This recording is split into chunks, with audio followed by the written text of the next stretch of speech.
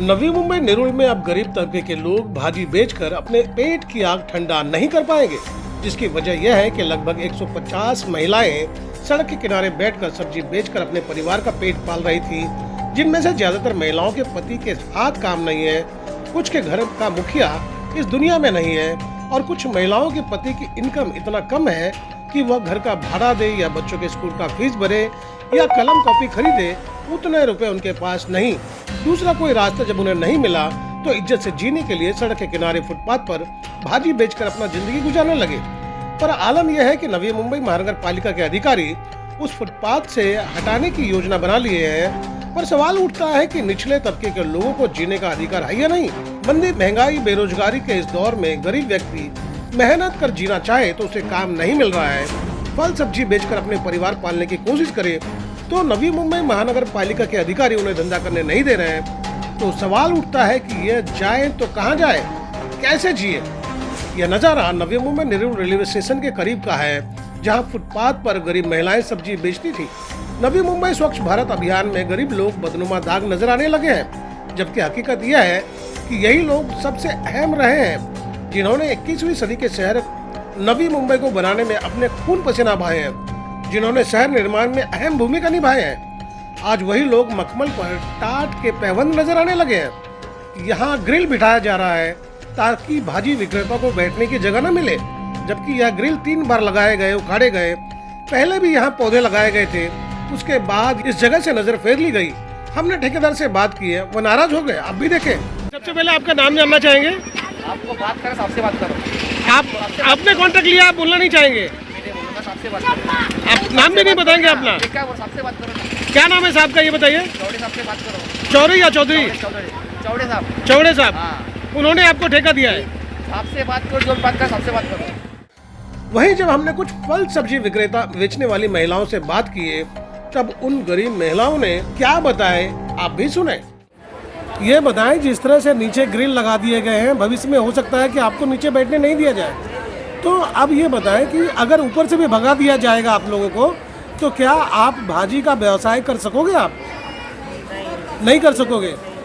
अच्छा, इसका अगर समझ लो ये धंधा आपका बंद हो गया तो आपकी घर गृहस्थी की गाड़ी चल सकेगी आपकी? हाँ, नहीं चलेगी। बिल्कुल नहीं चलने वाला, यही करके खा रहे हैं। अच्छा, यही करके खा रहे हो। कितने साल हो गए फुटपाथ पे इस तरह के धंधा करते हो? 15-20 साल एक लोग को है। 15-20 साल से आप कर रहे हो, लेकिन अब महानगर पालिका आप लोगों को नहीं बैठने देगी, कुछ इस तरह की योजनाएं हैं। क्या इसकी जानकारी है आप सभी को? अब देखो, अभी कुछ ना कुछ तो करना पड़ेगा, कुछ ना कुछ तो कहीं ना कहीं तो देना चाहिए ना। अगर हटा दिया तो फिर क्या करोगे आप? अब आगे कोई राह नजर आ रहा है आपको? लगता है कि कोई रास्ता निकलेगा? देना चाहिए ना, रास्ता तो वो लोग ही देना चाहिए ना। अभी हम लोग इतना सालों में भाजी बेच कर खा रहे हैं, तो कुछ ना कुछ तो रास्ता निकाल के देना चाहिए ना। जी, शुक्रिया। ये बताइए कि आप कितने सालों से यहाँ पे भाजी बेचते हो? 25 साल से। 20 साल से बेच रहे हो? हाँ। अच्छा, ये बताएं कि अभी अगर यहाँ से आपको हटा दिया जाता है, भाजी बेचना मना कर दिया जाता है, तो आपको लगता है कि आपके घर की गाड़ी जो है गृहस्थी चल जाएगी? नहीं चलेगा। नहीं चलेगा। ये बताएं, आपके घर में कितने लोग हैं और कितने लोग आप पर डिपेंड हैं, कितने लोग आश्रित हैं आप पर? मेरा बेटी है, दामाद है, दादा भी आप लोग हो गया है, बेटी को संभालना पड़ता है, बेटा को संभालना पड़ता है, बेटा का बच्चा लोग है। अच्छा, तो आपके इस कारोबार से पूरा घर चलता है। हाँ। अब अगर आपको यहाँ से हटा दिया जाता है तो आप कैसे जियोगे, क्या करोगे उसके बाद? क्या करने का, भूखा मरना पड़ेगा। तो सरकार से कोई, या फिर महानगर पालिका के अधिकारी से, या हमारे देश महाराष्ट्र के मुख्यमंत्री से कुछ अपील करना चाहेंगे कि जीने का आपका भी हक है, आपको भी अधिकार है, कुछ आपकी तरफ भी ध्यान दिया जाना चाहिए। क्या सोचते हैं आप? वही सोच रहा है कि नगर पालिका ने हमारे ऊपर ध्यान देना चाहिए, उधर से हटाएगा तो हम कैसा जिएगा। जी, अब ये बताएं कि पूरे अगर मार्केट की बात की जाए तो यहाँ पे कम से कम कितने लोग होंगे जो भाजी बेचकर अपना घर चला रहे हैं? कम से कम 100 आदमी तो है। 100 आदमी है। वहीं मनपा के अधिकारी के वाहन के पास महिलाएं पहुंच चुकी थी।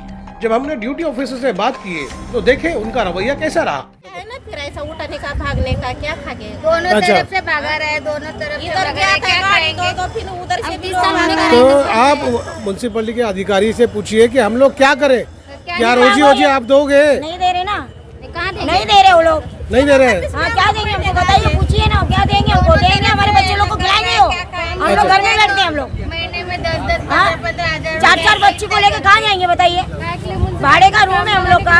अभी हम लोग इधर बढ़ जाता है, इधर से भी भड़का के इधर से भी आए, उधर पे हमको आने सर, जिस तरह के आरोप ये लोग लगा रहे हैं, क्या कहना चाहेंगे आप? जिस तरह के आरोप लगा रहे हैं कि ये महानगर पालिका के अधिकारी भगा रहे हैं हमको, तो हम लोग कहाँ जाए, क्या करें? 20 साल से अगर वो फुटपाथ पे बैठ रहे हैं तो 20 साल में कई अधिकारी आए होंगे और गए होंगे, तो उनको रोकना चाहिए था। गलत है तो क्यों नहीं रोका गया, उनको क्यों बैठने दिया गया? इसका कोई जवाब है आपके पास? अब ऐसे में गरीब आदमी कहाँ जाए? उसको दरवाजे के सामने, सरकार के सामने। सर आपका शुभ नाम बताएं सर। नगर पालिका में भर्ती करो, जवान लड़के लोग है ना, क्या है हम लोग भर्ती करा के बैठो, हम लोग अंदर बैठेगा आराम से। मामले की गंभीरता को देखते हुए ड्यूटी अधिकारी ने वार्ड अधिकारी को फोन कर दिए, जिनसे हमने बात की, पर उनके पास शायद शब्द नहीं थे या उन्होंने कुछ बोलना मुनासिब नहीं समझे। शायद उनके हाथ बंधे हुए थे, क्योंकि उन्हें भी उनसे बड़े अधिकारी को जवाब देना था। तमाम हालतों को देखने के बाद यही लगा कि गरीब हमेशा बलि का बकरा बनता है और उसकी मौत इसी तरह होती रहेगी, क्योंकि गरीबी सबसे बड़ा अभिशाप है। और 7 दशक बीत चुके हैं देश को आजाद हुए, पर निचले तबके के लोगों को अभिशाप से आज तक मुक्ति नहीं मिली है और शायद ही कभी मिले। बस इन्हें यही सब जवाब दिखाया जाता रहेगा। अच्छे दिन आने वाले हैं और अच्छे दिन के आस में इन सबों की सांस टूट जाएगी और किस्सा समाप्त हो जाएगा। तो दोस्तों, आपको मेरी खबर बेहतर लगी हो तो लाइक करें, सब्सक्राइब करें और बेल आइकन दबा दें, ताकि आप तक मेरी खबर सीधे पहुंच जाए। अगर आप मुझे कुछ सुझाव देना चाहते हैं तो कमेंट बॉक्स पर लिख भेजें, ताकि हम आपके अनुरूप उस खबर को बना सकें। तो गोपाल शाह को दीजिए इजाजत, फिर हम इसी तरह की खबरें लेकर आपके सामने हाजिर होंगे।